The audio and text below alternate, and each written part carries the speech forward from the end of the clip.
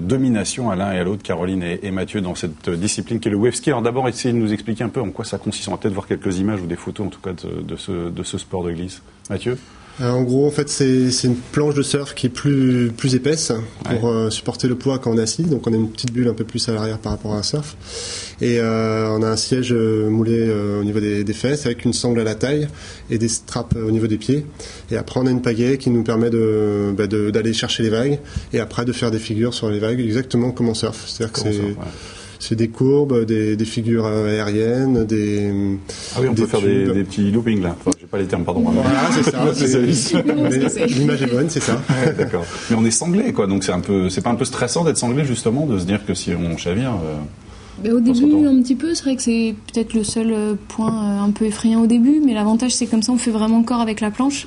Et on peut vraiment beaucoup plus maîtriser... On maîtrise vraiment ces virages, quoi, ces courbes. On voit quelques images, je crois que c'est Mathieu d'ailleurs qu'on voit. C'est en Guadeloupe, ça, ouais. En Guadeloupe. Ouais, c'est vrai que c'est très difficile, hein, les destinations toujours. C'est un peu compliqué pour vous. C'est des très très durs moments. Comment expliquez-vous cette mainmise que vous avez et l'un et l'autre sur le championnat du monde et sur le circuit mondial finalement de cette discipline ? Qu'est-ce que vous êtes plus ? Vous entraînez, mais comme les autres finalement. Ouais. Parce qu'il y a des pays où ils font ça toute l'année, je veux dire, c'est leur spécialité.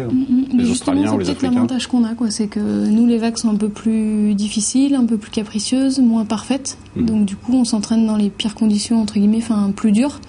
Et donc en général, aux compétitions, les vagues sont jolies, parfaites, l'eau est chaude.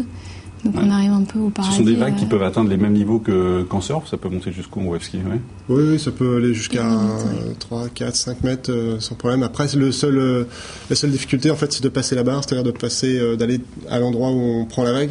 Ouais. Donc après, il faut choisir ce qu'on appelle le spot, l'endroit où on surfe, pour pouvoir contourner la vague, pour aller chercher une grosse vague ou pas, quoi. Si ça nous ferme devant, qu'on soit en surf, en wave ski, en body, s'il y a 5 mètres devant, ça passera pas. 8 titres de championne du monde, Caroline. Enfin, j'allais dire, est-ce que vous n'êtes pas lassée ? C'est un peu ridicule parce que finalement, on se lasse pas de titres comme cela. Mais qu'est-ce qui arrive à vous motiver à chaque fois pour vous relancer alors que vous gagnez sans discontinuer depuis 8 ans ? En fait, à chaque fois, je suis obligée de me battre. C'est jamais facile, donc j'ai toujours la motivation pour ça. Et puis, ce qui est aussi sympa, c'est d'aller surfer, de retrouver les copines, quoi, de voyager, de retrouver les copines. Mais vous êtes toujours la cible pour les autres, quoi, finalement. Oui. C'est un peu ça. La fille à abattre. Mais bon, donc votre dernier titre, c'était cette année ? Oui, en Australie, au mois de septembre. Ouais. Et puis, Mathieu, vous avez terminé deuxième du championnat du monde ? Ouais, deuxième. Mon dernier titre était en 2006. Et deuxième, soit je vieillis, bon, je peux l'accepter. Non, voilà, c'est vrai que j'ai mal joué tactiquement en finale. À la fin, j'ai essayé d'être patient, d'avoir une bonne vague sur la fin. Enfin, c'est un peu tactique. On est noté sur ces figures, en fait. Voilà, exactement. Ouais. C'est-à-dire qu'il y a 5 juges sur le bord et on a 20 minutes pour s'exprimer au mieux. On a le droit de prendre 10 vagues maximum et ils retiennent les 2 meilleures notes sur le total. C'est celui qui a le plus gros total qui passe, quoi. D'accord. Olivier, vous n'avez jamais été tenté par le haut niveau, vous qui pratiquez depuis longtemps et qui maîtrisez quand même moi, je suis plutôt dans la branche inverse. Ce qui est bien dans le surf, c'est que c'est un sport où on n'a pas besoin d'adversaire ni de gymnaste pour pratiquer.